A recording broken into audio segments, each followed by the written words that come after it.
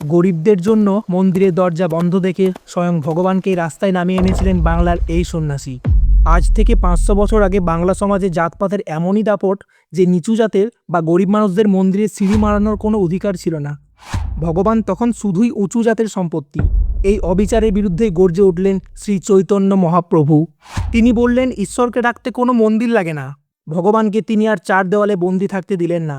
খোল করতাল হাতে নিয়ে স্বয়ং ঈশ্বরকেই তিনি সাধারণ মানুষের কাছে পাড়ার রাস্তায় নামিয়ে আনলেন।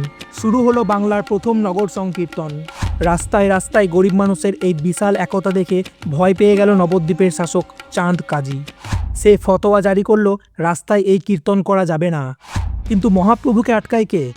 রাতের অন্ধকারে লক্ষ লক্ষ অবহেলিত মানুষকে নিয়ে জ্বলন্ত মশাল হাতে তিনি সোজা চাঁদ কাজীর বাড়ি ঘিরে ফেললেন।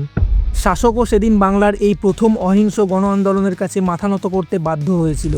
একজন বাঙালি হিসেবে মহাপ্রভুর এই সমাজ বদলের ইতিহাস কি আপনাকেও গর্বিত করে? কমেন্টে অবশ্যই জানাবেন। আমি কিন্তু সব কমেন্ট পড়ব। আর ইতিহাসের এমন অজানা গল্প জানতে দেখতে থাকুন সুমন ডিকোডস।